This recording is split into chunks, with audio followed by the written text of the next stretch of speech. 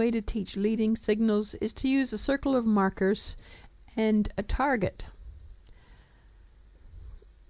Touching the nose to the target earns a click and a treat. Bridget breathes in and raises her body energy for walk on and presents the target. She also uses the voice signal walk on as she steps off with her outside leg. She can halt at each marker, or every second marker, or every third marker. Or she can walk full circuits. Depends where the horse is in its learning. Boots gets a click and treat at every halt.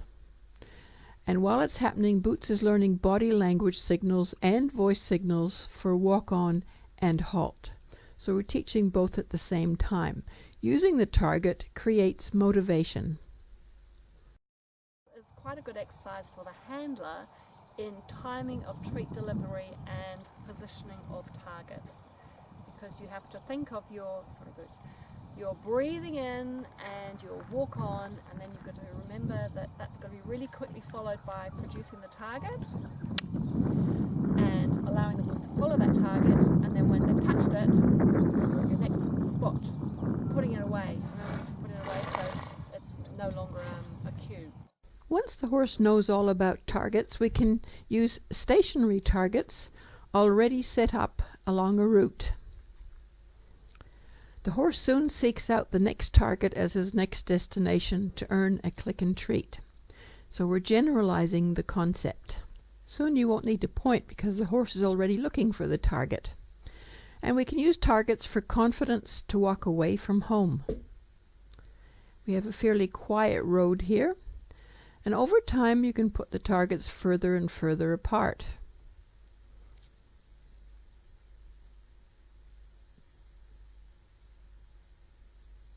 Bottles or rags hung along your route give the horse destinations that he understands. As the horse gains confidence, use fewer targets further apart. Eventually, use natural objects as your targets. For example, nice grazing spots, trees, corners. Walking between mats equals consolidating the walk-on and halt signals. We click and treat at each mat to create fluid halts, just as we did for the cones. Walk-on signals, breathe in, energy up, use your voice signal, step with the outside leg, run the outside hand up the rope toward the halter if necessary. So Bridget's doing all of those things at the same time, and Boots knows she's going to stop at the next mat so she can prepare her body for the halt. A frisbee is a mobile destination, and it didn't take long for Boots to pick up this new game. Click and treat upon arrival at the frisbee and toss it out again, and she's quite keen to follow it. If the horse is anxious about leaving home, targets give him an alternative focus, i.e. an understandable destination.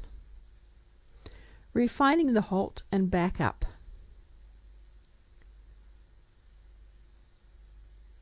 Body language and gesture signals for backing. Click and a treat when the task is finished. Halt signals. Bridget slows her body, breathes out, drops her weight into her hips, deflates her energy, uses her voice signal, and raises the rope hand briefly. Click and treat for the halt. Number 27, HorseGym with Boots, has more detail about teaching relaxed backing up.